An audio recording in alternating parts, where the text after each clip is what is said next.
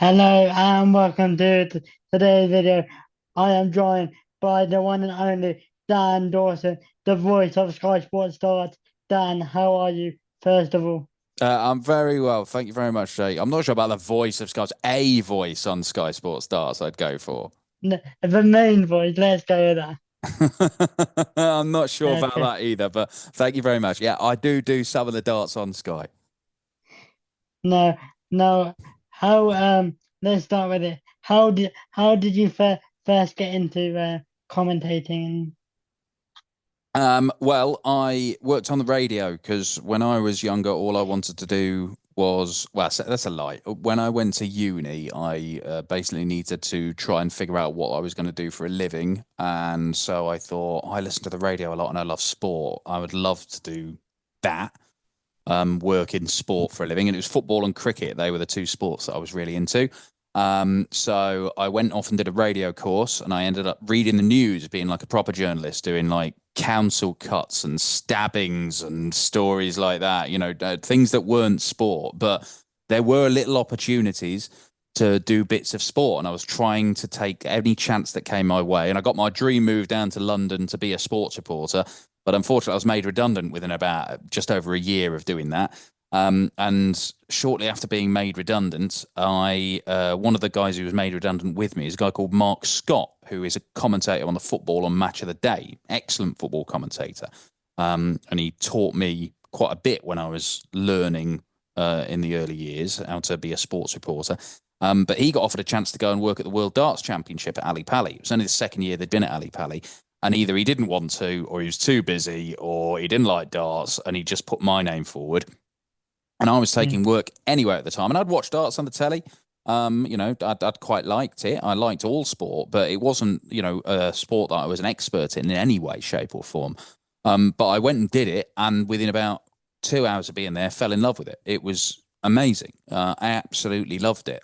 Just the sport itself, but also the access you got to the players and everything.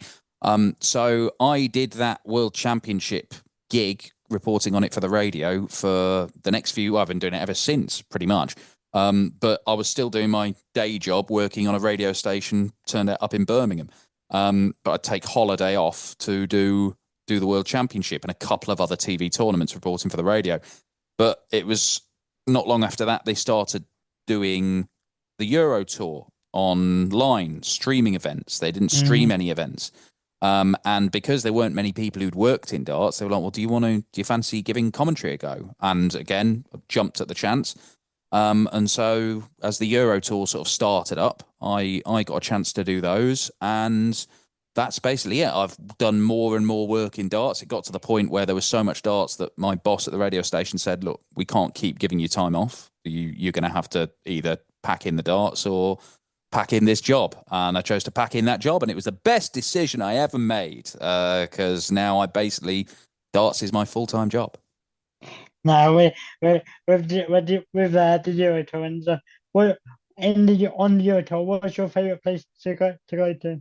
Oh, there's loads. I mean, there's the first place I went to was Dusseldorf.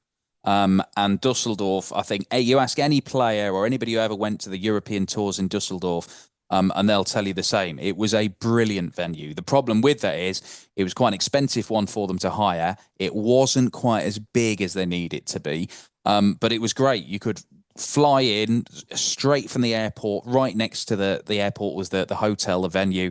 It had this enormous chandelier at the top. There was a big staircase where the players did their walk-ons. They came down the stairs down the side. It looked great. The atmosphere was great. They had good crowds right from the very start, which wasn't always the case on the Euro Tour.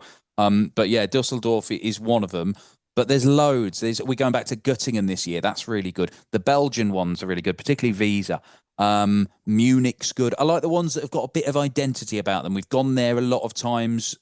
A lot of the time, it's the same time of the year. Like it's always Easter weekend for Munich, and it just feels like they've got a bit of an identity. They've got a bit of history. There's stories that have happened in that tournament. So yeah, I think that Dusseldorf, Göttingen, and Visa are probably the best ones in my mind. You guys, you guys some crazy crowds. Now, talking about things that are not crazy. The Pro Tour, we always see you on the Tour. How is that compared to the obviously the Euro Tour World Championship? I imagine it is quite a contrast because there's no fans in or whatever, anything. It is for the Yeah, Pro Tour. it is very different. It is very different. But then I like the variety that you get from the Pro Tour events. It's not the Premier League, it's not the match play. You get to see different players, and you get to see players on their way up. The ones who are going to become stars. Now, I know, look, Luke Littler is a special case. The guy turned up in his first, all right, second senior event, the World Championship, not last year, year before. He goes on and nearly wins it, and everybody knows who he is. He's a household name. Most players don't go through it like that.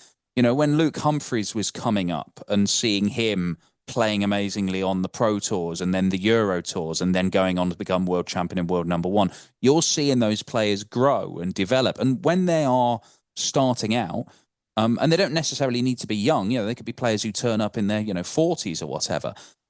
You get to see them and you can get excited about it. Like these guys are playing amazing stuff. They could go on and do incredible things, and they don't all go and do it.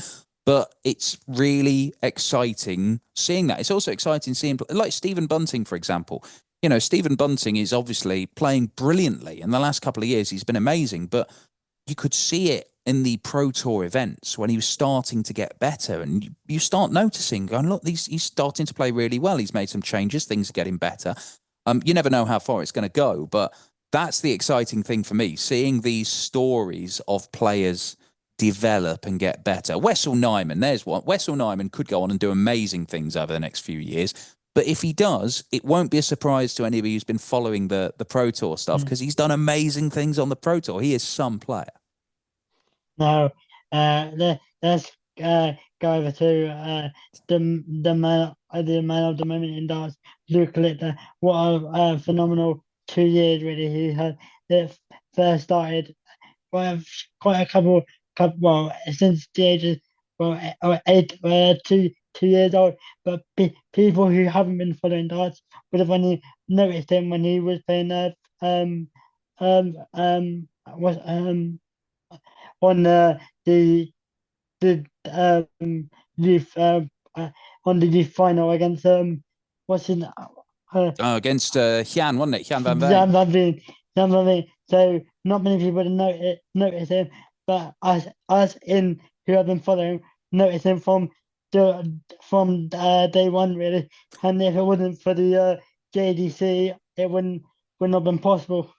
Yeah, I think you're right. Look, the pathways for young players now are better than they've ever been. There's always been youth darts, but there's more opportunities now, and the stuff that the JDC are doing. They're making these young kids do interviews after their games just to get used to doing all that sort of stuff if they do get to the very top level.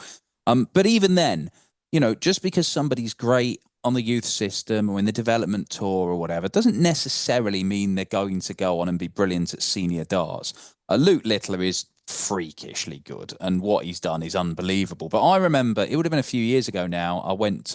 We filmed something with Dave Chisnell and Nathan Aspinall, and it's Nathan's manager, Martin, manages Luke Littler. And I remember him saying to me at the time, oh, I've got this lad called Luke Littler. He's only like 12 or whatever. But look out for him. He's amazing. And I remember going, yeah, whatever. There's 12 years old. There's no, yeah. What are the chances he's going to turn out to be any good? But it turns out he was right. He was very, very right. But look, there are loads of young players who are getting so many opportunities to play the game, and it's brilliant. Some of them will go on to become big name players. Most of them won't. Most of them won't. But it doesn't matter because people are playing darts, and that's what we want. We want people to be loving the sport and playing darts because that creates a buzz around the game. It creates more interest, and it will ultimately help the top level, which is the stuff that we all enjoy watching on the telly. Now sticking with the JDG just for a minute. Now Jack Johnson beat Jaden Walker in the 16 tournament over the weekend. Did you watch any of that? If you did, what did you think of Jack Johnson beating Jaden Walker by 5 decks to 3? Well, I haven't watched it yet. I saw Steve Brown had tweeted about it, so I was going to go back and watch it later today. But I heard the guys Have on I spoiled it ITV. for you? Yeah, no, no, you haven't. I know what happened. I think there was didn't somebody take out like a 157 checkout or something like that, or a 151 or something. It was a No proper comment. massive checkout. But yeah, I'm gonna go back and watch that.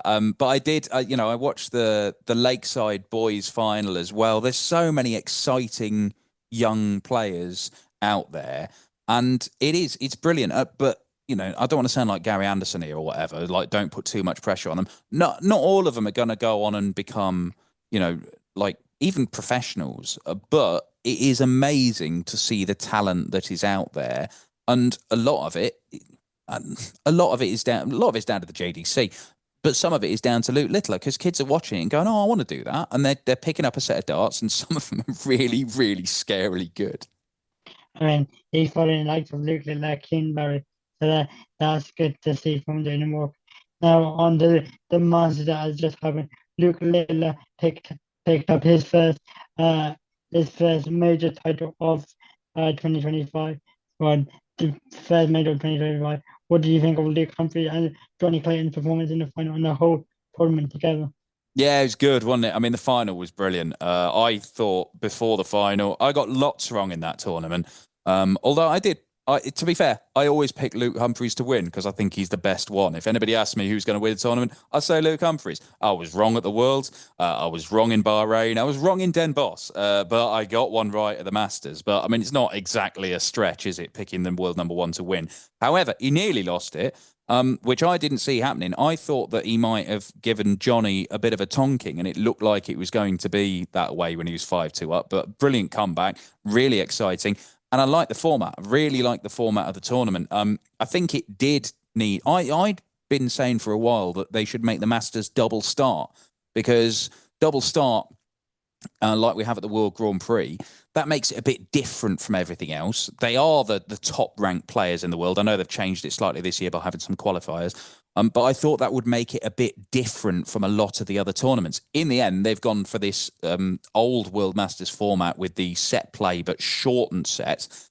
And it's just brutal. Every leg, it feels like it's for a set. In fact, most legs are for sets. And it does really lend itself to drama. I don't think it necessarily means that the best player always wins in set play. We've seen it at the World Championship in sets there where players have had higher averages, more 180s, better finishing, won more legs and still lost because it was set play. Callan Ridds did that to Michael van Gerwen at the World Championship. Set play means that not always the best player wins. It's the one who plays better in the big moments. And it's a bit like that in the World Masters, but with these shortened set formats, it's absolutely brutal. I thought it was a great tournament. I think that it's worked, and I think it'll be here to stay. But ultimately, despite all that, the best player in the world won it. So maybe set play isn't as much of a leveler as we all think.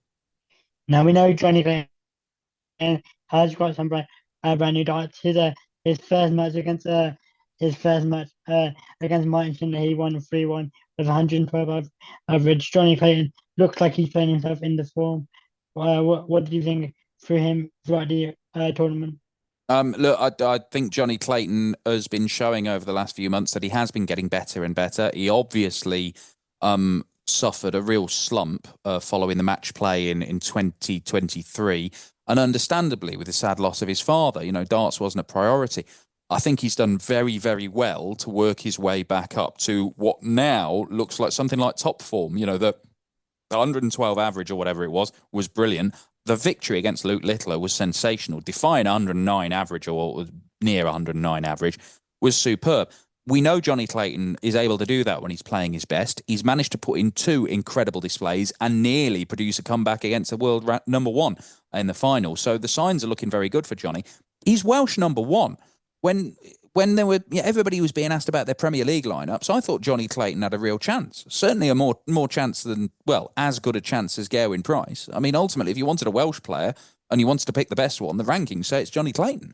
But they've gone with Gezi. I mean, he is a world champion. He's been brilliant in the Premier League in the past.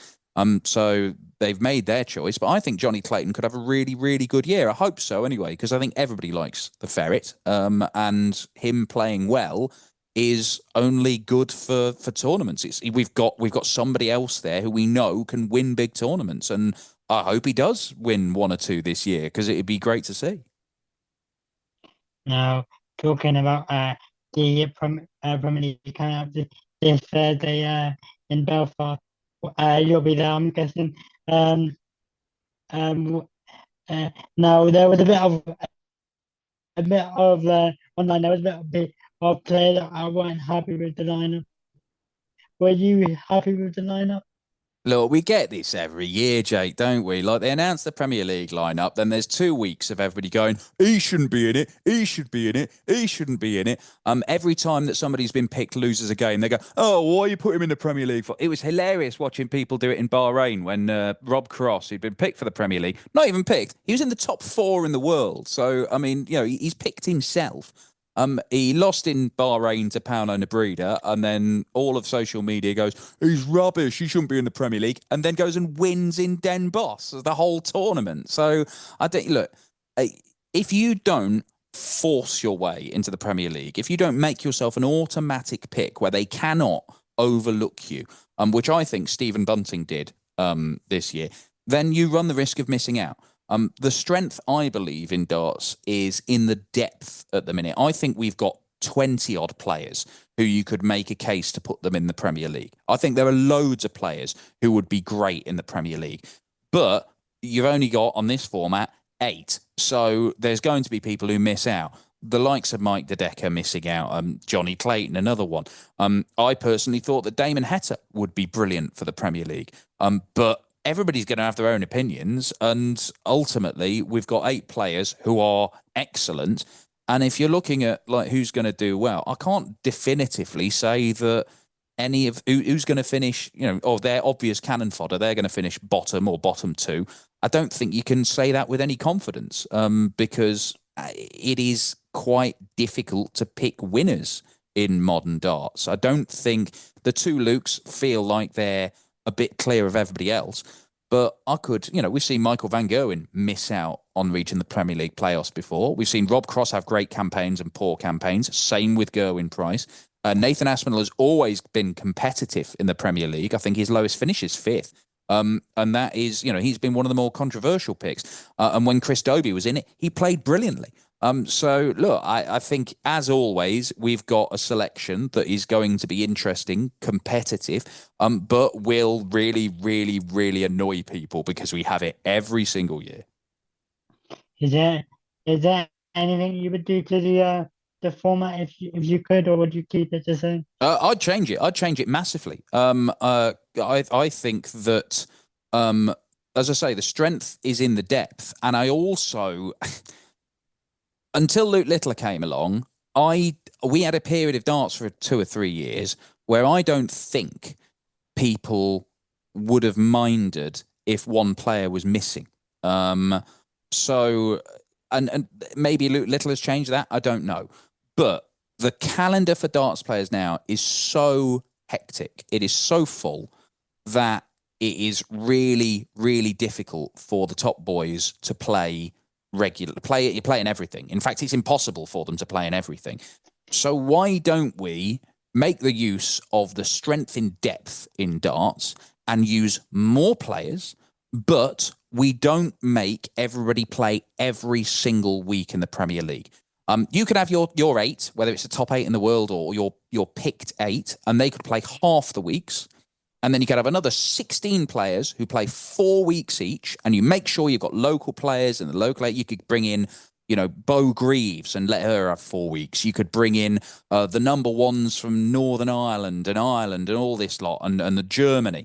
So you can bring in all these players, and they'd all be top players. They'd all be, maybe Bo Greaves aside, they'd all be players inside the top 32 in the world. You still have a league format. And you change the point system so it really incentivizes making finals and winning. And then at the end of it, you just have one big final night at the O2 with the top 8 players. Because if you've got somebody like Peter Wright, who's played his 8 weeks and had a stinker like he has in the last couple of years in the Premier League, and he hasn't got many points, but you've got somebody who's only played 4 weeks and has won one and made a final, they might force their way into that final group to play at the O2. And it could be really interesting. It's different every week. You're getting more local players involved. You are having less stress put on the top players having to play every single week. And particularly if it's going poorly, you're not making them turn up every Thursday for 4 months just to get their backside spanked and sit bottom of the table. And it allows them to play in more stuff like Euro Tours or Pro Tours or whatever. We had Gavin Price missing the Masters last year because he wanted some time off. We had players not even trying to or threatening to not to try to qualify for the Grand Slam because they thought, well, I've not qualified, so I'll just take the week off. I think it solves so many problems. The one that it doesn't solve is, do people still buy their ticket for the Premier League if they're not sure Luke Littler is going to be playing that night because he's only playing half the nights?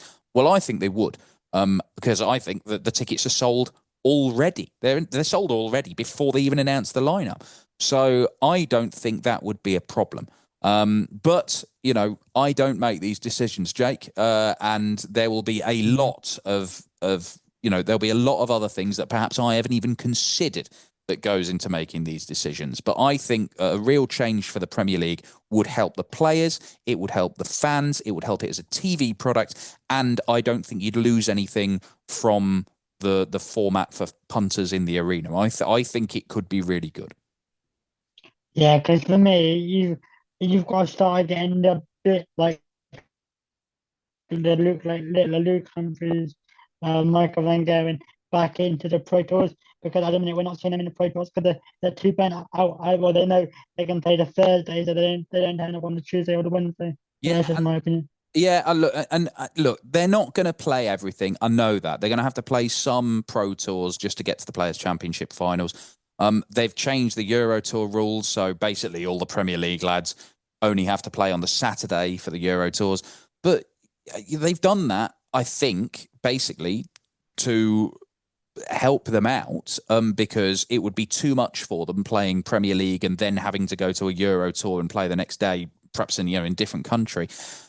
They didn't need to do that to solve it. I think they could just change the Premier League, and they have a more diverse range of players that I think would be a better TV product. It'd be better for fans. It would showcase your new talent, and it would allow players like, say, Damon Heta. And look, I think Damon Heta's amazing. Damon Heta is always right up there in the averages. He wins more games than the vast majority of players on the tour. He throws more 100 averages than the vast majority of players on tour, but he hasn't had one of those like really big TV runs. Had a UK Open semi-final. Now, if your criticism of Damon Heta is, yeah, he's great, but he doesn't do it on TV, well, why not give him a few weeks of the Premier League and help him out? We've had players like Adrian Lewis in the past, say when he dropped out of the Premier League, he felt that his TV form suffered because he wasn't getting that regular practice on the big TV stages, and he felt a little bit rusty when it came around to the major tournaments. I just think it solves so many problems. You would end up with a massive league table of like 24 names, and they'd all have played different numbers of weeks. But I think we can all get our heads around that. We're watching the Champions League table with 7,000 football teams in it, and we all managed to get our heads around that. So I just think that would solve so many problems. You'd see more of the top players playing Euro Tours. You'd see, which are important. They want the top players playing Euro Tours. Because they're getting thousands of people turn up to watch them. And I think you'd see them play a few more Pro Tours as well. But it reduces the demands on the players, who some of them are struggling with injuries, with fatigue. It is really, really busy, and it's hard work being a darts player. I realise that's people who work down a mine for a living are not going to be impressed with that sentence, but it is draining being a darts player, being at the top of your game all the time, when you're spending all the time traveling and competing and traveling and competing. It's not easy. No, it certainly isn't. Now, we spoke about the tickets being charged to Premier League. Now, I want to talk about the World Championship, back to the World Championship again. Now, Matt Porter did, and Bohan did say they look to expand the Alexander Palace. Do you reckon it'll be this year, or Well, they're going to expand the tournament. So from this to year, 128 players yeah, only? yeah. I don't know how exactly they're going to do it. To be honest, I don't think they've announced it. I'm not sure if they know yet. I'm sure they've got rough plans, but I haven't seen them. So I don't really know at the minute. I don't know how you qualify for the World Championship. There doesn't seem to be any hard and fast rules about it, which is interesting. But it'll be another sort of 4 days of action, I would think. I would assume that it means that all the big name players will be coming in at the very first round. I don't know how they'll seed it, but look, I'm interested to see what they come up with. There's going to be, the players that we add to the from 96 to 128, 32 more players. They're not going to be better than the 96 players that we've got. So we're diluting the quality. However, I don't think that matters as long as they are of sufficient quality. And we all saw, like, Rashad Sweeting. You remember him, the guy from the Bahamas who played. But he was great. It was great watching him play at the World Championship. Now, he's not the, we need to find more Rashad Sweetings. That's easier said than done. Some games just turn out to be really entertaining, and they don't have to be big name players for it. We are going to see more stories like Rashad Sweeting, but we are going to see some less exciting games as well. But with the first round involving the top 32, which is I would imagine what they would do, then there'll still be loads of quality. So all it is making the biggest party, the biggest event in the sport. We're just making it even bigger. There's even more of it for people to watch. So look, it will be good. Now, do you think they will move where it is to the fan village, or? I don't know. I mean, they've talked about that for a few years. I think there are some logistical problems with that. I think like the roof and stuff. So it would take some investment, and if they are going to do it, I think they would have to. It'd be a real plan that they have to do something in the medium term. And they got right, we're doing it because it might take a year or two to get it ready for it. I don't think that's happening. But again, I'll tell Jake. Nobody tells me anything. Like I've done jobs for the PDC. We used to do the dart show, and we would go and record it, and it would come out 2 days later. And in the intervening time between it being recorded and it going out, the PDC would announce something, which perhaps it would have been good to know that when we were recording their own show. So look, nobody tells me anything at all. I am guessing. But as I understand, it would take quite a bit of work to use the other hall. It would be bigger, you're right. And I don't know if there are other logistical concerns. I certainly don't think they'll be moving it away from Ali Pali, however they use Ali Pali, particularly if they're making it an extra 4 days long. That will freeze up another, 4 days, 8 sessions. It's about 25,000 tickets, I would say, something like that. So that will help because people want to go and watch it because it's become a massive, massive thing. So let's see. I think it would be interesting. But remember, it's always better to play in front of a completely packed out room, even if it's 3,500, than playing in a room of 10,000, but it's only half full. You might have more people in there, but you want it to be full. You want it to have a real buzz and an atmosphere, and you want the people to be there to feel like they're at something special. Glastonbury sells out every year. And I'm sure they've made it bigger and bigger and bigger, but they're not just going to go into a billion fields just so that everybody who wants a ticket can get one, because it wouldn't make the experience as good as it is. Now, to what your previous answer, what I heard from Barry Hen in a couple of days ago, he was speaking to online darts. He said, with 128 players, we would have to get them from Asia and a place like that. So Yeah, I think you'll see more Asians. You'll see more from North America. I think you'll see more from all of those tours. Maybe a few more from the Challenge Tour and the Development Tour. I don't know if they're going to open up some more spots for the Pro Tour players. And again, I'm more interested to see how they structure it. They could make the top 64 in the world seeds, but if they do that, does that make it more difficult for players to force their way into that top 64? I don't know. I'm just going to sit and wait and see what they tell us because, as I say, I've no idea. And at the moment, I don't know how far down the line they are in their plans for it. Now let's talk about the challenge tour. Let's talk about Bergreave. She didn't get her tour card in Q school, but she came for, well, I finished first in the order medal in challenge. So what do you reckon we will see her in the pro tour, or do you reckon she will stick to the women? Do you reckon she will stay where she is at now? You know what? With Bo, it's difficult to know. She is unbelievable. She is an absolute force of nature. I think she might be the greatest female player ever. She's got a long way to go to reach the accolades that the likes of Trina Gulliver got in her career. She was a 10-time world champion. But Bo is doing some astonishing things, and she has been doing for some time. I would love to see her, and she's going to have the opportunity. She'll have the chance to play in some pro tours this year because she's so high on the challenge tour. I would love to see her go and give it a go. It feels like she's getting more willing to do it more regularly, whether it's playing development tour, whether it's going and playing the challenge tour. Um, I think because she had been reluctant to, she was very happy to Mm-hmm. sort of pick and choose her events. I mean, it took her a while to come and play women's series. I think she played one weekend or maybe two weekends and then just went away for a couple of years. When she did it, she was unstoppable. And she's doing very well out of this game. I think she made like 100 grand last year, and she's not even on the tour. So Bo is doing all right. And I do think it's I spoke about this with Ryan Joyce. So Ryan Joyce doesn't play many Euro tours. He doesn't Mm-hmm. like the traveling. He doesn't like, he likes having time at home. And he said, well, look, if I did go and play them all, there's no guarantee I'd be any good because I wouldn't be happy. And also, if I wasn't happy, I might not be as good in all the other things that I do play. So I'm trying to find a balance, and I'm guessing whether I've got the right balance. I don't know, but I'm guessing.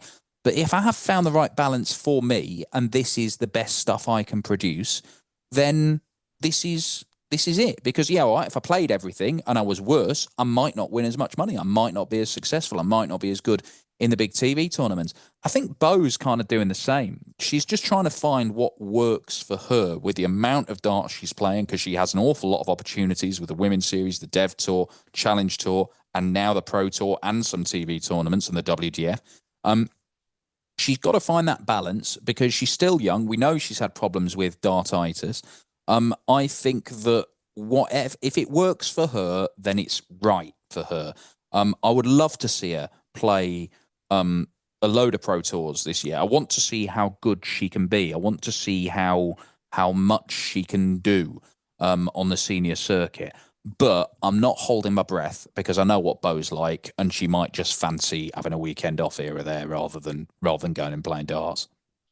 Yeah, I mean the averages that she produced when yeah, the averages she produced was up there with well was contending with some of the best players. So I think I think it'd be good to see her because I can't remember what it was, but she would be up there competing at like the top 32 or 64. I can't remember what it was. So she does have the game to do that, but it's whether if she's willing to do it on the pro tour, which I don't Yeah, know. and we know she's got her best game is brilliant. But it is the consistency, and that's what we see it at Q School all the time. Players who come through and go, I know my best game is really good. I know I can average high 90s or 100.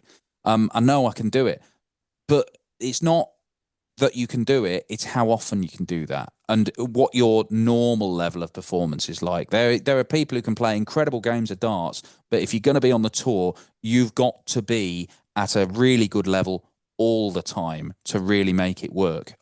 So that's going to be the interesting thing with Bo. Her talent is undeniable. She's unbelievable. But let's see if she does get herself onto the tour. She's the most likely woman to do so, obviously.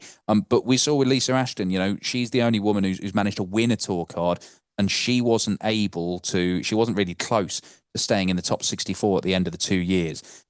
So look, I think Bo should be in a better position to do that than Lisa with her age, and she's unbelievable. We've seen the numbers she's chucked. But it is hard. It's really hard. I'd certainly be interested to see how she does. But this is a good way for her to, dip her toe into it this year, play some pro tours, get her feet under the table, get her head around what it's going to be like. And then yeah, hopefully we do see her on the tour at some point because it'd be really interesting. Yeah, certainly. Now, before we wrap it up, have you got any funny stories from any player that you can share with us? People ask me this, and my head always goes blank. But I did when I because I know I was coming to speak to you, Jake. I did. There's one from the World Championship, right? So, um, they had a uh, they had this thing at Sky where they were like, right, we're sick and tired of all of our darts pundits wearing the same stuff. Like they all, there was like a darts uniform on Sky for years and years and years. If you're a guy working on the darts, it was black trousers and then a dark coloured shirt. And it was every single one. You go back and look at any darts over the last 10 years, all the Premier League nights, Webby and Mardle and whoever else, it'd be like one, they'd look like different shades of a bruise, their shirts. There'd be a purple one and a blue one and a green one. And they were like, right, can we just have it slightly different? They got in a stylist. So they got this stylist in and they sent us a bunch of stuff. And yeah, I mean, it's just a few t-shirts and polo shirts and getting us to wear the odd blazer, which I did anyway, to be fair. However, they sent us this stylist, but they got in this special stylist for the last 3 days of the tournament. And this stylist had worked on, what was it? Strictly, right? And Yep. they turn up with this rack of clothes and it is I'm not joking here. It is non-stop sequins, suede, velvet, all sorts of stuff. They wanted us. They wanted us dressed like Anton Tonioli off Strictly Come Dancing for the last 3 days of the tournament. Now, to be honest, I took one look at it and went, no, that's not me. That's not the dance. No, it isn't. But they were continuing with this. John Part, for one night of the World Championship, went and wore the tuxedo jacket. So the quarterfinals night of the World Championship, John Part has turned up in this tuxedo jacket that they've got from this stylist. Nobody else has worn any of it. He has got absolutely rinsed. Even Paddy Power were taking the mick out of John Part, saying like he was auditioning for James Bond or going down the casino. And then they went, yeah, that didn't work. Let's not do that. So this whole thing is for one night with no explanation, for no reason whatsoever, John Part has turned up to the World Championship dressed like James Bond, and he didn't do it again, and nobody's ever spoken about it. No explanation, no nothing. I think that is absolutely brilliant. There was one night in the history of the World Championship where that happened, and John Part was the man to do it. I mean that is some jump part for his career. With the I've got no, sorry, I've got no guess. Well, when you are commentating, how much research do you spend on all of the players? I do quite a bit. And the thing is, I don't use all of it. But I do feel if I walk in and I haven't done prep, then I feel like I'm not ready. I don't feel comfortable to do it. I feel like I need to have put the work in so that I'm confident about what I'm talking about. And granted, look, everybody makes mistakes. I've got things wrong in the past. I've got plenty wrong, but I also think that because I do all the Euro tours, I do a lot of Pro Tour, and I follow the darts. I'm not just sort of parachuted in to do TV tournaments. I feel like I'm being paid to do my prep there. You know, if I go and watching Luke Little go and win the World Championship, I can pinpoint what I think is where things changed. And I think it was the European Tour event in Prague. One he didn't win actually because Luke Humphreys beat him and then went on to take the title. But that's the weekend. He turned up. He'd gone to his normal throw, he'd gone to his normal darts, he'd gone to a slightly longer point, and he was throwing ridiculous numbers. And from that point, he was playing incredibly. It was that, then he won the Grand Slam, reached the Players' Championship finals, only lost out to Humphreys, and then went and won the Worlds. It was that moment, having seen him all year, where he's changed his throw and changed his darts, and it looked like he's just playing around with the game because he's bored, probably a bit like Peter Wright changing his darts. Luke Little is changing his throw and he's changing how he does things. That was a point where I felt that he's getting serious here. He's getting ready to try and win the World Championship. And lo and behold, it turns out it was right. And he won the Grand Slam before it on the way. So I feel like I'm doing my prep all the time. The problem I have is that my memory is dreadful. I'm not like Mark Webster. He is unbelievable. He remembers games in detail from tournament. He remembers he can fill out tournaments, who won in the last 16 quarters, semis. I'm useless at that. I'm absolutely dreadful. So I need to get it written down. I need to remind myself.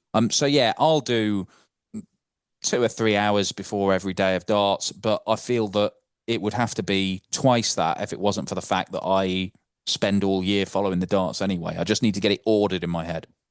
When you did that, your first world final, little Luke Humphries, were were you nervous about it, or did you just try and put that out of your mind and just think about the match, or was it like any other match? No, it wasn't. I did feel nervous because it did that Luke Littler story, that particular World Championship, that felt enormous. And obviously doing a world final for somebody who does my job, that was a big deal for me. I'm not really precious. I don't really, if I didn't do any major finals for the rest of my career, it'd be fine. I'd want to work on the final day, but if I was doing reporting or if I was doing a bit of build-up stuff, I don't really, I don't have I don't really need to massage my ego so much that I want to be calling in the winning darts or anything like that. I just want to be there. I want to be working on it in some capacity. I want to get paid, to be honest, Jake. But that did feel really big, and I was nervous. And to be honest, the first thing I didn't, I walked out the comms box and I didn't really enjoy it because I was so anxious about that game. And I don't feel like I relaxed to the point where I could feel comfortable doing it. And a bit of nerves is good. Nerves are good. Nerves help you. But I think I was too nervous during that one. The most recent World Final, less so. But as with everything, the more you do it, the more comfortable you get, and the more confident you get to be able to kind of do what you want, and do what you think is good. But yeah, it was nerve wracking. But if you don't do things that make you nervous, then what are you doing? You've got to get out of your comfort zone. You've got to do new things and challenge yourself. So with that, do Sky ask you like the day before? Or? You know what? A lot of the time, yeah. I mean, before a tournament, they'll say, "Can we book you for days 1 to 8 of the 9-day tournament?" So you're not doing the final. But if they say we want you for every day of the tournament, or we want you for the last 5 days, I've got no idea what games I'll be doing or anything until usually the day before. Now I kind of thought I'd be doing the final, but they could have split it as well. Like, they could have said, "Oh, we'll get you doing the first half of it," but they tend not to do that anymore. So yeah, I just get an email the night before saying, "By the way, you're doing this game or you're doing that game." So yeah, there's no sort of that nobody sort of sits down and says, "I'm going to let you commentate on the match play final, on the world final, and the Grand Prix final this year," because that's what you sort of turn up and do the job. No, uh, thank you very much for your time, and hopefully speak to you in a few in a couple of months. Thank you for your time. Great stuff, Jake.